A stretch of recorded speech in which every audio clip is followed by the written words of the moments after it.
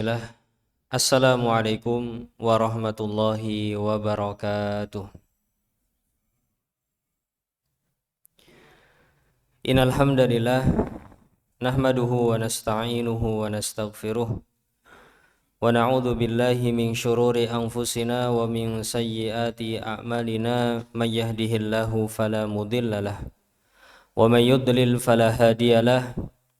Asyhadu an la ilaha illallah wahdahu la syarikalah wa asyhadu anna Muhammadan abduhu wa rasuluh la nabiyya wa la rasula ba'dah. Allahumma salli ala Muhammad wa ala alihi wa ashabihi wa man tabi'ahum bi ihsanin ila yaumil qiyamati amma ba'd. Bapak Ibu jamaah rahimani wa rahimakumullah, yang semoga selalu dirahmati Allah Subhanahu wa taala. Kita bersyukur atas segala nikmat yang telah dilimpahkan oleh Allah Subhanahu wa taala kepada kita semua. Tentunya ada banyak kenikmatan yang masih bisa kita rasa,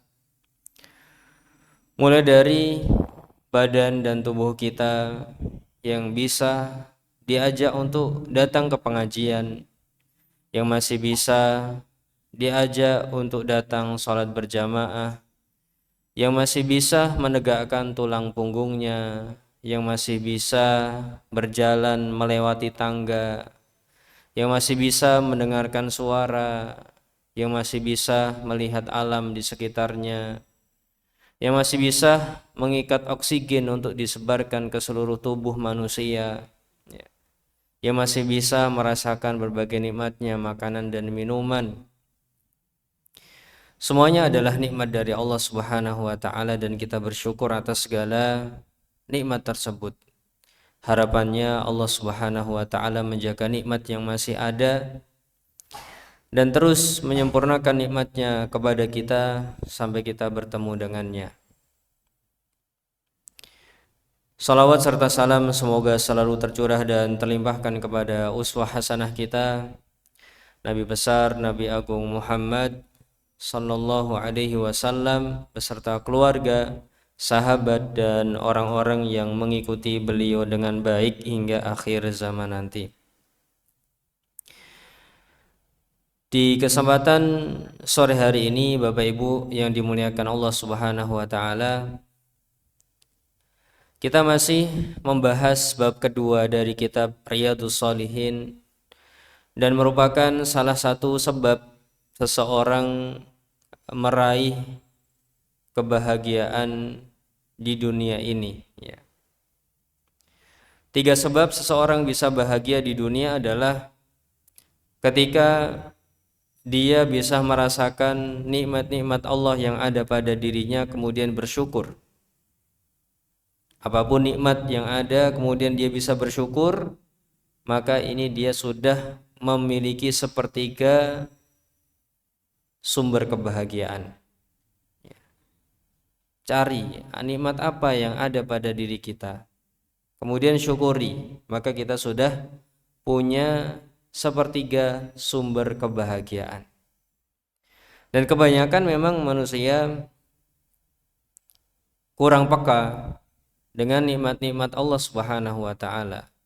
Sebagai contoh saja, 2 nikmat yang dikatakan oleh Nabi sallallahu alaihi wasallam, nikmatani magbunun fihi makatsirun minan nasi. Ada 2 nikmat yang seseorang terlena darinya. Seringkali nikmat ini tidak terasa ketika kita masih memilikinya, namun akan begitu terasa ketika kita sudah kehilangannya. As-sihhatu wal faragh, yaitu kesehatan dan waktu luang. Maka kita perlu untuk memanjatkan doa Nabi sallallahu alaihi wasallam, Rabbi ja'alni laka syakara. Ya Allah, jadikanlah aku sebagai seorang hamba yang bisa banyak bersyukur atas segala nikmat-nikmat-Mu. Bapak Ibu perlu memanjatkan doa tersebut agar bisa menjadi seorang yang bersyukur. Kemudian sumber kebahagiaan berikutnya adalah Wa idza tuliya sabara, apabila diuji, diberi musibah, ujian oleh Allah Subhanahu wa taala, dia bisa bersabar. Dia menerima dan dia bersabar mengharapkan pahala dari Allah Subhanahu wa taala. Kalau ada seseorang tertimpa musibah kemudian bisa bersabar, maka dia sudah punya sepertiga bagian dari kebahagiaan. Ya. Kalau ditambah dengan sepertiga yang pertama tadi, bersyukur ketika mendapatkan nikmat, bersabar ketika mendapatkan ujian, maka sudah punya 2/3. Tinggal sepertiga sisanya untuk menyempurnakan kebahagiaan hidupnya. Apa itu? Wa idza adnaba istaghfara. Apabila berbuat dosa, dia bisa beristighfar, memohon ampunan kepada Allah Subhanahu wa taala. Kalau ada seseorang setiap kali berdosa masih ingat Allah Subhanahu wa taala, kemudian bertobat, bisa beristighfar, masih punya harapan Allah pasti mengampuni dosaku, ya, berusaha untuk tidak mengulangi dosa tersebut, maka dia telah memiliki sepertiga kebahagiaan sisanya. Dan apabila digabungkan dengan yang tadi, bersyukur ketika mendapatkan nikmat, bersabar ketika mendapatkan ujian, maka menjadi sempurna kebahagiaan hidupnya di dunia dan di akhirat.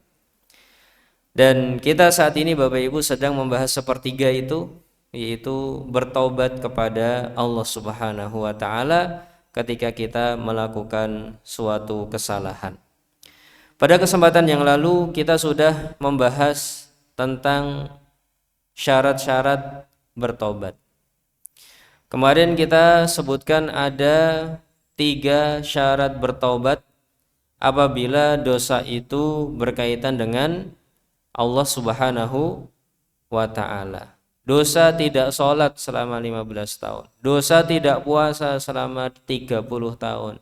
Dosa tidak bayar zakat selama 45 tahun misalkan. Dan dosa-dosa lain yang berkaitan langsung dengan Allah Subhanahu wa ta'ala. Doa minum minuman keras. Dosa minum minuman keras, ya. Dosa melakukan hubungan yang terlarang, atau dosa-dosa yang berkaitan dengan Allah Subhanahu wa ta'ala. Maka syaratnya ada 3. Yang pertama adalah berhenti, kemarin kita sebutkan. Harus segera berhenti kalau mau bertobat. Berhenti apabila itu tindakannya adalah melanggar, maka berhenti dari melanggar. Dan apabila dia meninggalkan, maka berhenti dari meninggalkan sesuatu yang harusnya dilakukan. Misalkan seseorang tidak sholat, ya harus berhenti dari perbuatan tidak sholat, maka dia harus sholat kalau mau memenuhi syarat pertama. Syarat kedua harus menyesal, harus ada penyesalan di dalam dirinya. Ya Allah, saya kok 15 tahun tidak sholat. Ya Allah, saya 30 tahun kok tidak puasa Ramadan. Ya Allah, saya sudah punya uang seratusan juta lebih, selama 45 tahun kok tidak pernah bayar zakat. Ya, maka disesali, ya Allah, mohon ampun ya Allah, sesungguhnya aku menyesal. Dan menyesal ini harus karena Allah Subhanahu wa ta'ala, bukan menyesal karena hal-hal lainnya. Kalau ada seseorang yang dulunya suka berjudi kemudian sekarang tidak berjudi, alasannya kenapa Pak kok enggak berjudi lagi? Wah, saya maneman uangnya Ustadz misalkan. Maka dikatakan dia belum bertobat. Ya, belum bertobat yang diterima oleh Allah Subhanahu wa ta'ala. Karena penyesalan ini harus penyesalan karena Allah Subhanahu wa ta'ala, bukan karena faktor-faktor lain, ya. Bukan karena faktor-faktor yang lainnya.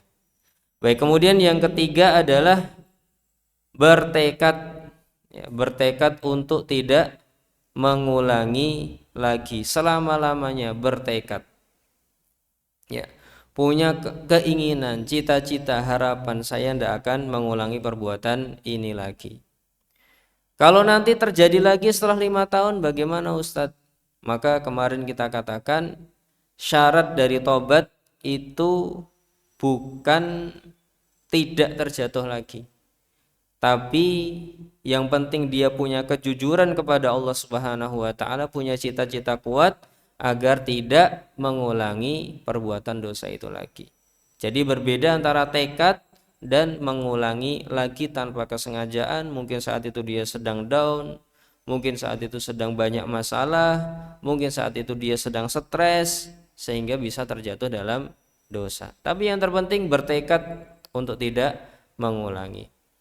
Kemudian kemarin kita tambahkan keikhlasan. Ya, yang keempat adalah keikhlasan yang menjadi penekanan dari penyesalan tadi. Ya. Dia harus ikhlas karena Allah Subhanahu wa taala, tidak boleh karena alasan-alasan yang lainnya.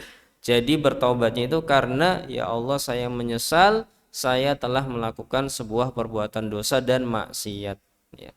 Kalau kalimatnya tidak seperti itu atau yang di dalam hatinya bukan karena itu maksiat, bukan karena bertobat kepada Allah, tapi karena alasan-alasan lain, maka tobatnya belum sah. Ya.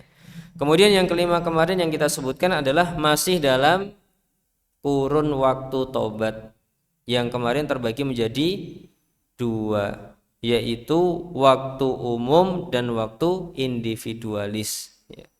Waktu umum itu kapan? Waktu umum kalau nanti matahari terbit dari barat maka habis waktu tobatnya. Dan waktu individualis adalah ketika nyawa seseorang sampai di kerongkongannya. Artinya per individu nanti berbeda-beda. Ketika nyawa sudah sampai kerongkongan maka seseorang tidak bisa bertobat. Kemarin kita sebutkan tentang tobatnya Fir'aun, ya. Bahwasanya Fir'aun mengatakan amantu billadzi amanat bihi Banu Israel. Aku beriman dengan Tuhannya yang disembah oleh Bani Israel. Wa ana minal muslimin, dan aku termasuk orang yang berserah diri. Kata Allah Subhanahu wa taala apa? Oh, kamu tidak jujur? Bukan. Oh, kamu tidak berhenti dari maksiat? Bukan. Oh, kamu enggak bertekad untuk tidak mengulangi lagi? Bukan. Oh, kamu tidak ikhlas? Bukan. Allah mengatakan al-ana wa qad asaita qablu, ya, wa kunta minal mufsidin. Apakah baru sekarang wahai Fir'aun, baru ketika mau wafat nyawanya sudah di kerongkongan baru bertobat? Ya, jadi yang dikritisi oleh Allah Subhanahu wa taala adalah waktunya tobat Fir'aun sehingga tobatnya tidak diterima. Baik itu tobat yang berkaitan dengan dosa yang langsung berhubungan dengan Allah Subhanahu wa taala. Sekarang kita lanjutkan perkataan Imam An-Nawawi rahimahullahu taala. Beliau mengatakan, dan kita beri judul kajian kita malam hari ini adalah tobat dari dosa ghibah, ya, tobat dari dosa ghibah. Imam Nawawi mengatakan, ya, Yahya bin Syaraf bin Murri bin Hasan bin Husain bin Muhammad Abu Zakaria An-Nawawi rahimahullahu taala mengatakan, wa in kanatil ma'siyatu tata'allaqu bi adamiyyin fasyurutuha arba'atun. Apabila kemaksiatan atau dosa itu ada kaitannya dengan manusia lain, maka syaratnya menjadi 4. Loh, kok jadi 4, Ustaz? Ya. Hadhihi salasatu, ya, 3 ini ditambah 1. Ya. Maksudnya 3 itu yang mana? Ya, mungkin malah kita bingung. Kita sebutkan saja bahwa syaratnya adalah 5 yang kita sebutkan tadi. Ada berhenti, menyesal, bertekad, ikhlas, dan masih di batas waktu, plus 1 lagi, yaitu adalah kalimat yang enaknya. Kalau kemaksiatan atau dosa itu berkaitan dengan orang lain, maka syaratnya 5 tadi plus 1. Ya. Apa 1 itu? Ya. Wa an yabra'a min haqqi sahibiha. Ya. Dia melepaskan tanggungan dari hak pemiliknya. Fa in kanat malan au nahwahu raddahu ilaihi. Kalau bentuknya fisik berupa harta, uang, benda dan yang semisalnya, maka dikembalikan. Jadi misalkan kita berbuat dosa, dulu pernah berhutang, kemudian ngomong, wah saya tidak pernah berhutang sama kamu, maka kalau bertobat dia harus kembalikan hutangnya. Mencuri misalkan, ya, kalau mau bertobat dari pencuriannya harus mengembalikan barangnya tersebut. Makan 5 bayar 3, maka harus mengembalikan kekurangannya kepada penjualnya. Kalau ya, apalagi misalkan punya pom bensin, beli 1 liter dapatnya 0,95 liter, dikurangi 0,5 liter, maka ya harus berusaha untuk dikembalikan kepada pelanggannya. Baik. Intinya kalau berupa harta benda harus dikembalikan, secara konsep seperti itu. Wa in kanat hadda qadafin wa nahwahu makanahu minhu au talaba afwahu. Apabila bentuknya adalah tuduhan berzina. Jadi di dalam Islam itu menuduh berzina adalah dosa yang besar. Ya. Kalau sampai ada orang mengatakan wah kowe kuwi anake zina, maka dia di dalam hukum Islam harus dicambuk 80 kali. Hanya sekedar mengatakan kamu anak zina. Ya. Kenapa kok seperti itu? Karena dia mengatakan bapak ibunya berzina tanpa bukti. Ya. Jadi mengatakan kamu berzina itu adalah terlarang sekali dalam agama Islam. Ya. Tidak diperbolehkan kecuali punya 4 saksi dan melihat dengan kasat mata. Kalau tidak boleh ngomong-ngomong kamu berzina. Ya. Maka itu ada haddu qadzafin, ya. Hukuman gara-gara menuduh berzina. Jadi Bapak Ibu kalau melihat ada orang goncengan, wah kayak zina kayak, maka berhati-hati. Itu kalimat yang sangat terlarang di dalam agama kita. Ya, tidak diperbolehkan. Meskipun kemungkinan besar memang berzina, tapi kita ngomong seperti itu tidak diperbolehkan. Itu berdosa dan dosanya dosa besar. Menuduh berzina tapi dia tidak melihat dengan kasat mata dan tidak ada 4 saksi. Meskipun benar, tapi dia tetap dicambuk. Kenapa? Karena kehormatan seorang muslim itu sangat dijaga di dalam agama Islam. Ya. Baik. Kalau ada tuduhan berzina harus minta maaf atau harus menyerahkan diri untuk dicambuk 80 kali gitu. Kalau di negara kita mungkin ya minta maaf sama orang yang dituduh. Ya. Atau nanti kita akan bahas bergabung dengan ghibah ini. Ya, baik.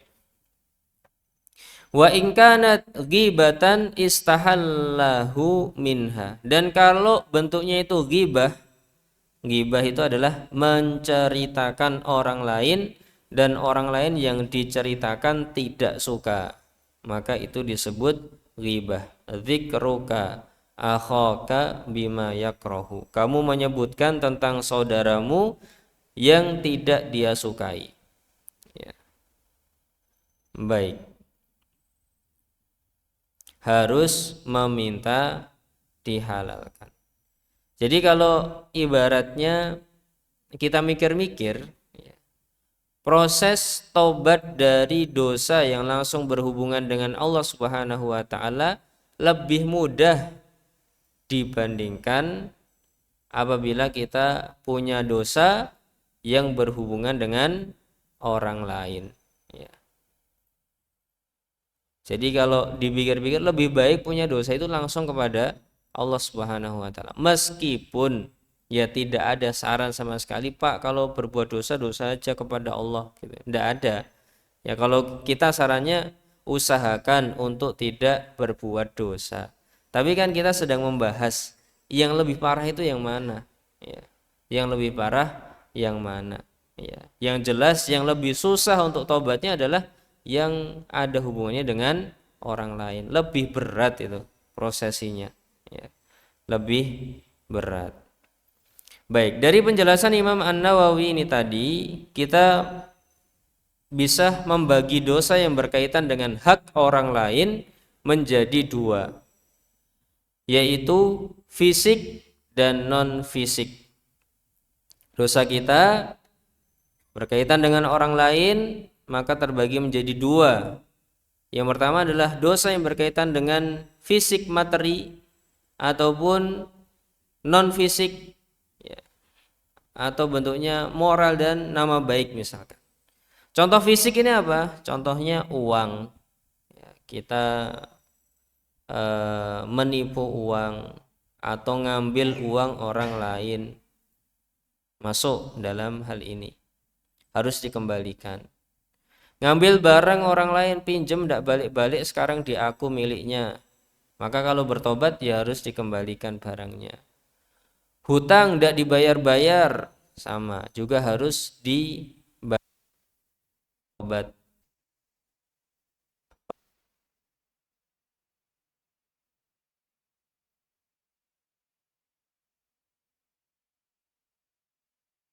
Lagi mencuri tas ketika ibu-ibu sedang sholat, atau ketika ada seorang yang wudhu, sebagaimana sebagian teman tasnya ditinggal pas wudhu, pulang-pulang tidak ada, ya. Kalau sampai ada maka harus dikembalikan.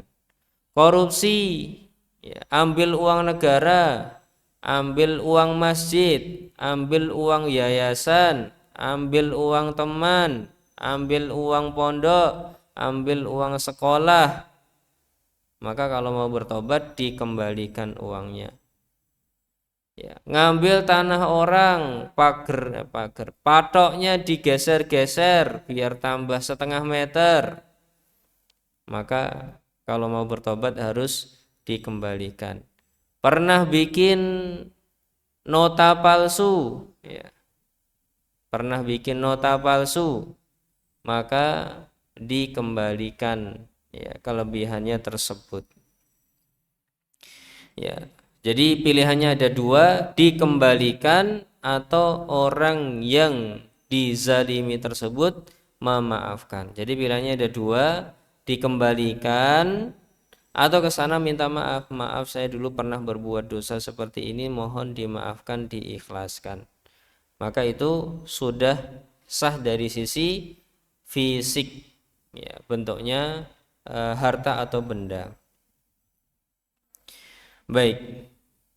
Dan dosa-dosa ini tadi, mencuri, ngambil uang teman, ngambil uang masjid, ya, korupsi, nyaplok tanah orang, markup harga, kemudian nota palsu, tidak bisa diampuni meskipun dia sholatnya sehari semalam 100 rakaat. Tidak bisa diampuni dengan haji yang dia lakukan. Tidak bisa diampuni dengan umroh yang dia lakukan, ya, meskipun pahalanya besar, ya. Tapi tidak bisa untuk menghapus dosa-dosa yang berkaitan dengan orang lain dan berkaitan harta benda mereka. Makanya Nabi SAW bersabda dalam hadis riwayat Imam Al-Bukhari, "Man kanat lahu madlamatun li akhihi falyatahallalhu al-yawma." Barang siapa punya kezaliman kepada saudaranya sesama manusia, hendaknya dia minta kehalalannya pada hari ini ketika dia masih hidup di dunia. Qabla an yakuna dinarun wala dirhamun, sebelum datang suatu hari yang dinar, uang-uang emas, uang-uang rupiah yang bertriliun-triliun tidak ada artinya lagi. Tidak ada artinya lagi. In kanat lahu madlamatun ukhidha minhu biqadri madlamatihi. Apabila ada seseorang, ya, melakukan kezaliman kepada orang lain, maka dia akan diambil sesuai dengan kezalimannya tersebut. Kebaikannya diambil, ya. Ukhidha min hasanatihi, diambil kebaikannya. Yang diambil bukan hartanya lagi, tapi pahala-pahalanya. Ya. Dan harta yang paling berharga bagi kita adalah pahala ini ketika nanti sudah di hari akhirat. Diambil ya, yang paling berharga ini. Sekarang yang paling berharga ya harta, uang itu paling berharga sekarang. Tidak terlihat pahala itu berharga saat ini. Besok ketika sudah mati, pahala itu akan menjadi sesuatu yang paling berharga bagi kita. Dan ketika kita punya kezaliman, tidak punya atau punya kebaikan, punya kezaliman dan kita punya kebaikan, maka kebaikan kita akan dikasihkan kepada orang yang kita zalimi. Puasa kita, sholat kita, haji kita, umroh kita, zakat kita, sedekah kita, wakaf kita. Kalau kita punya kezaliman kepada orang lain dan belum selesai di dunia, maka kebaikan kita akan diberikan ke sana. Ya. Wa takun lahu hasanatun ukhidha min sayyiati sahibihi fahumila alaihi. Dan kalau dia tidak punya kebaikan, maka akan diambil dari keburukan orang yang dizalimi, dosanya diambil kemudian diberikan kepada orang yang menzalimi. Ya. Rawahu Al-Bukhari. Hadis ini diriwayatkan oleh Imam Al-Bukhari. Nah, di hadis ini para ulama sebagiannya seperti Mula Al-Qari mengatakan, walau yabdulu dinarun wa dirhamun fi badli madlatihi, ya, li'anna akhdad dinar wa dirham al-yawma ahwan. Ya. Hendaknya seseorang itu berusaha untuk meminta keikhlasan orang yang dizalimi tersebut di dunia ini. Kalau memang harus bayar ganti rugi, misalkan harus bayar 1 juta, mohon dimaafkan ya, saya dimaafkan ya, ndak bisa. Kalau mau dimaafkan kamu bayar 1 juta. Kata Mula Ali Qori, kasih aja 1 juta biar kamu dimaafkan. Ibaratnya gitu. Mohon ya saya dimaafkan ya, ndak bisa. Saya mau maafkan kalau kamu ngasih uangku 100.000, maka kasihlah 100.000. Yang penting dimaafkan gitu. Itu kata para ulama. Dan kata Wasallam ketika tidak berharga lagi dinar dan dirham. Ketika sekarang masih berharga dinar dirham, udah sah saja. Gitu.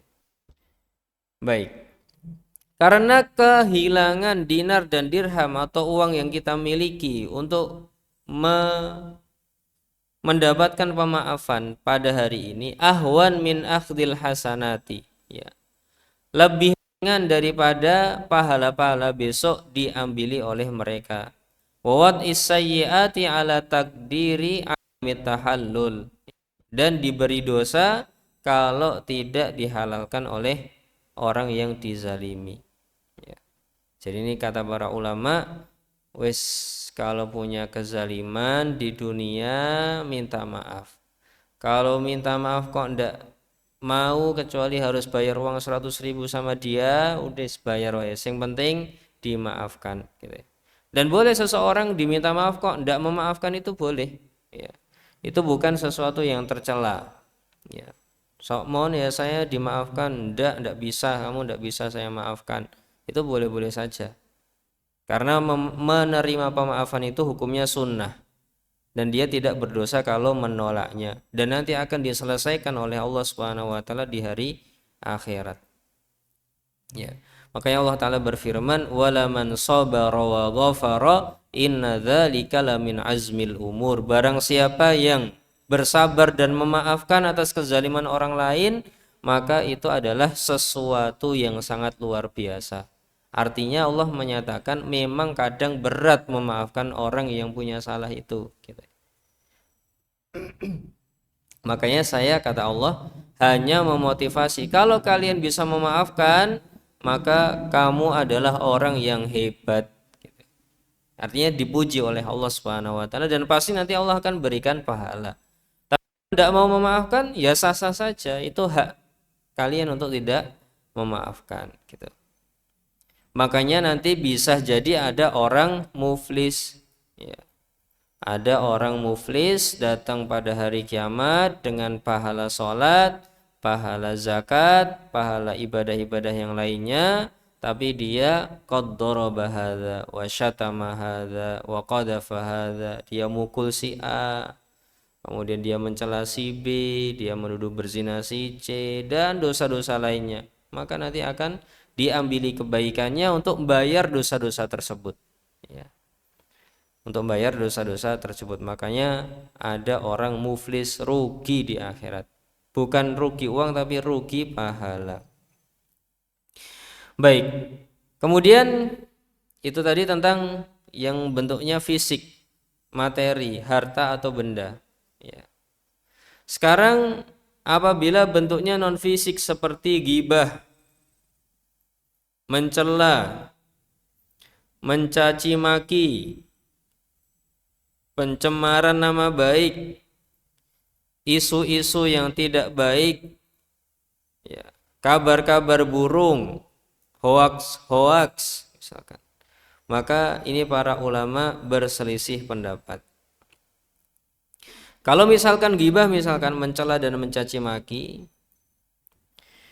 ya, maka harus diselesaikan, minta dihalalkan. Maaf ya, dulu saya itu mencela kamu, maaf ya saya itu dulu menggibahi kamu, maaf ya saya dulu mencemari nama baik kamu.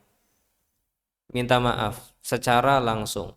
Ini adalah pendapat pertama dari mayoritas ulama, minta dihalalkan. Ya, pendapat dari mazhab Hanafiyah, Malikiyah, Syafi'iyah, dan riwayat Imam Ahmad. Dan ada beberapa ulama yang lainnya, pendapat kedua, ya, yang menyatakan tidak dipersyaratkan menyebutkan kesalahan dan tidak dipersyaratkan untuk minta maaf kepada orang yang dizalimi. Terus cara tobatnya gimana?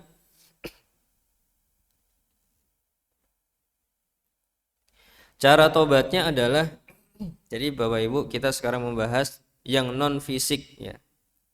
Non fisik biasanya kehormatan seseorang, ya, itu adalah non fisik. Ya, kalau kita melakukan kezaliman dengan mencacati kehormatan orang lain, pendapat kedua oleh para ulama, tidak minta maaf tidak apa-apa. Tapi tobatnya dengan 5 yang tadi, plus menyebutkan kebaikan di tempat yang kita melakukan ghibah, caci maki, dan pencemaran nama baik. Ya. Dulu kita ada majelis A mencela si A, majelis B mencela si B, majelis C mencela si C. Maka di majelis-majelis itu diperbaiki lagi nama si A, si B, si C. Ya, ini adalah syarat tambahannya. Dan yang kedua, kata ulama di pendapat kedua, selain menyebutkan kebaikan, dia beristighfar senilai dengan gibahnya. Oh, saya dulu pernah menggibahi si A, pernah mencaci maki si A, kurang lebih setengah jam saya beristighfar setengah jam untuk dia lah.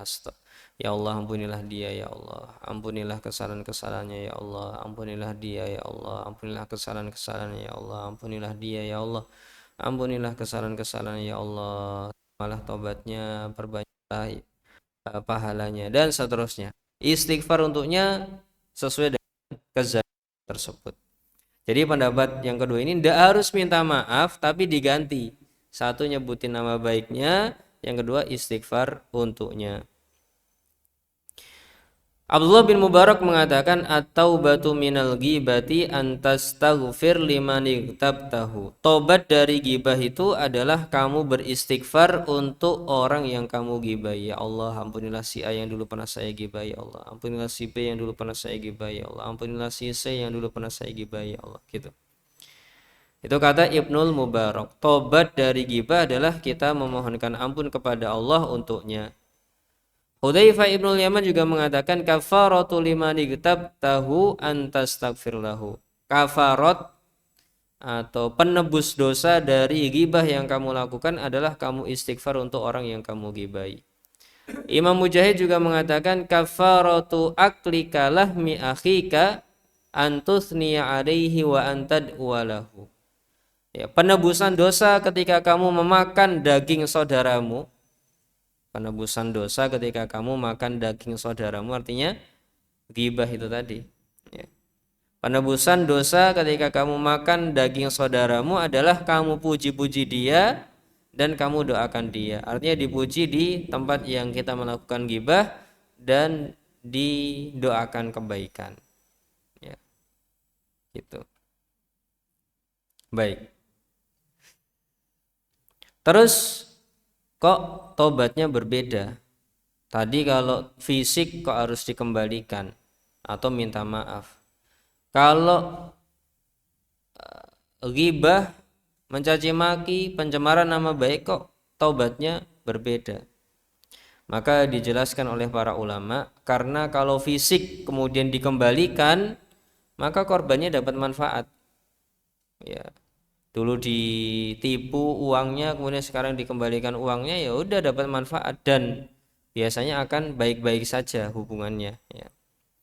Tapi kalau ghibah atau fitnah kok dibuka, artinya datang minta maaf, ya, maka terkadang malah jadi mudorot.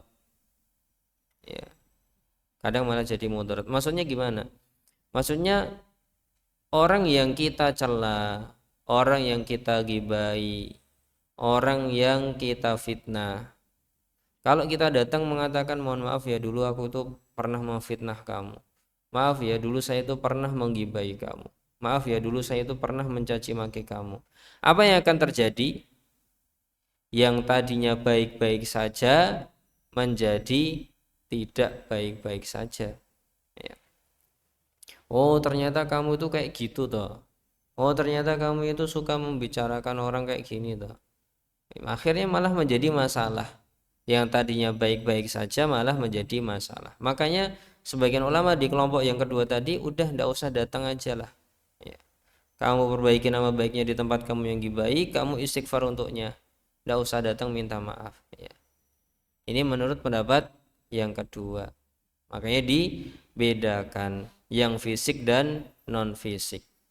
Baik, kesimpulannya apa? Kesimpulannya, apakah diselesaikan atau tidak? Minta maaf langsung apa tidak? Pada dasarnya, ya. Jadi kita bagi saja. Kalau orang yang kita cemari nama baiknya, kita ghibai dia, kita cela dia, kita fitnah dia, dia tahu ya, kita melakukan hal tersebut, maka kita wajib untuk ke sana minta maaf. Itu insya Allah disepakati oleh para ulama. Ya. Kita minta maaf ke sana.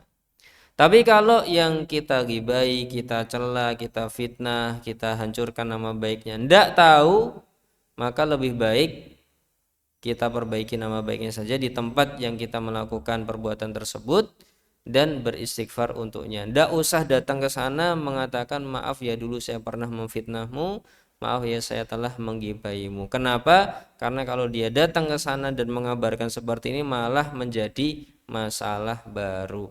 Yang tadinya baik-baik saja malah menjadi masalah luar biasa. Baik, dikatakan oleh Ibnu Hajar Al-Haytami, wa ammal irdu, adapun tentang kehormatan seseorang.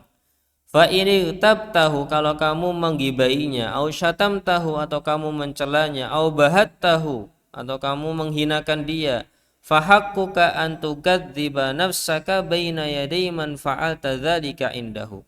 Maka cara bertobatnya adalah kamu katakan kepada orang-orang yang dulu pernah kamu ajak untuk menceritakan keburukannya, maaf dulu saya itu salah.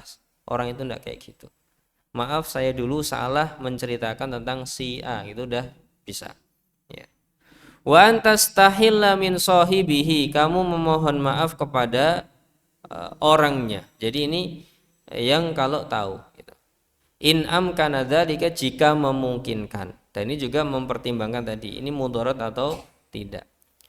Idza lam taksa ziyadata ghaidin, jika kamu merasa orang yang kamu minta maaf itu tidak akan bertambah marah.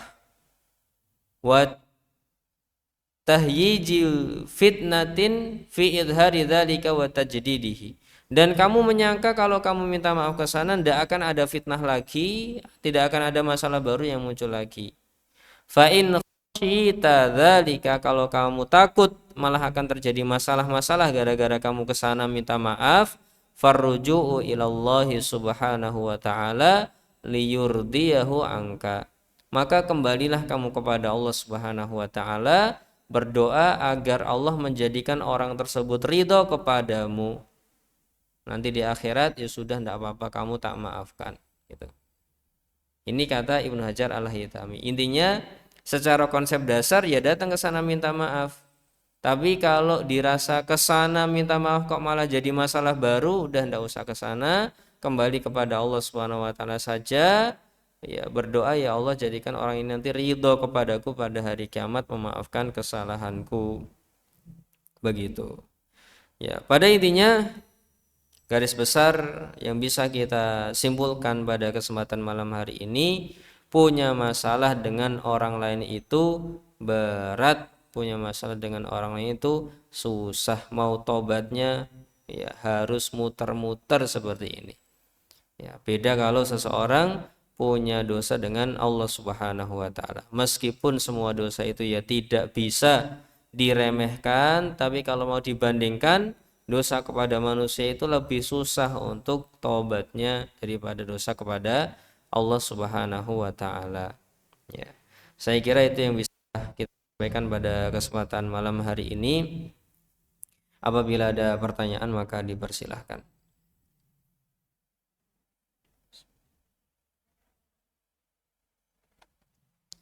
Ya, baik Bu, silahkan. Waalaikumsalam warahmatullahi wabarakatuh.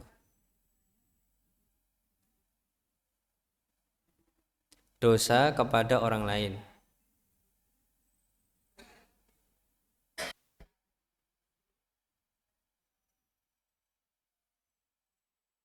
Ya, yang fisik dan non fisik.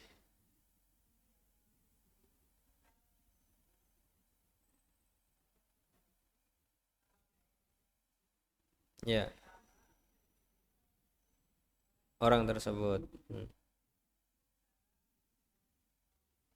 Ya,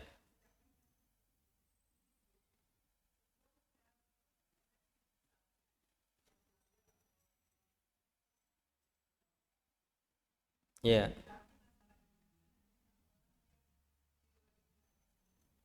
Hmm, baik. Ya, terima kasih Bu atas pertanyaannya.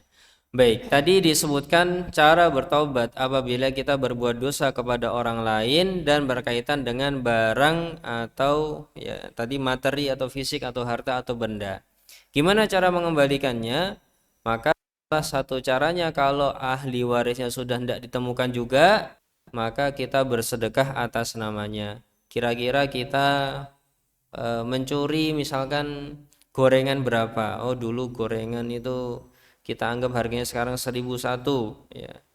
Pernah makan 5 tapi bayar 3 berarti kurang 2.000, dan itu menjadi kebiasaan selama 50 kali misalkan. Ya, 2.000 kalikan 50 berarti berapa itu? 100.000. Sedekahkan, ya Allah ini sedekah untuk Bu A, dulu saya pernah mencuri barang, mencuri gorengannya selama 50 kali. Semoga menjadi pahala ibu tersebut gitu. Nah, itu salah satu cara ketika yang kita zalimi sudah tidak bisa ditemui, ya, tidak bisa ditemui. Wallahu taala alam bisawab gitu. Ada pertanyaan lain Bapak Ibu? Sepertinya sudah tidak ada ya. Baik, kita cukupkan sampai di sini. Semoga Allah Subhanahu wa taala menjaga kita semua dari perbuatan zalim dan perbuatan dosa. Ya, meskipun itu adalah sebuah tabiat dari manusia ciptaan Allah Subhanahu wa taala, yang namanya manusia itu pasti tidak akan lepas dari dosa dan kesalahan.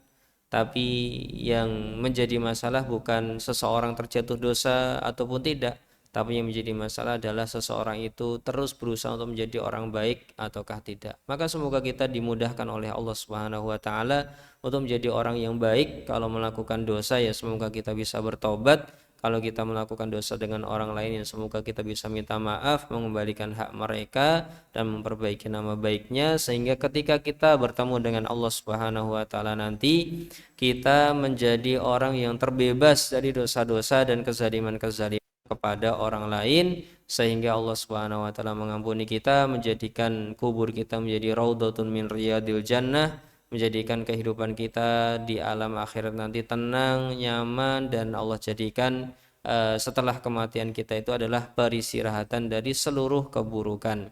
Ya Allah, jadikanlah kami menjadi orang yang bisa masuk ke dalam surga. Mudahkanlah kami untuk menjadi orang yang bisa terhindar dari neraka. Jadikanlah kami orang yang bisa mendapatkan segala bentuk kebaikan di dunia dan di akhirat, kebaikan yang besar maupun yang kecil, kebaikan yang diketahui maupun yang tidak diketahui. Dan kita berlindung kepadamu ya Allah dari segala bentuk keburukan yang besar maupun yang kecil, yang kami ketahui maupun yang tidak kami ketahui, baik di dunia maupun di akhirat. Rabbana atina fid dunya hasanah wa fil akhirati hasanah wa qina adzabannar. Wa sallallahu ala Muhammadin wa ala alihi wa sahbihi wa sallam. Subhana rabbika rabbil izzati amma yasifun. Wa salamun ala mursalin walhamdulillahi rabbil alamin. Subhanakallahumma wa bihamdika asyhadu an la ilaha illa anta astaghfiruka wa atubu ilaih. Assalamualaikum warahmatullahi wabarakatuh.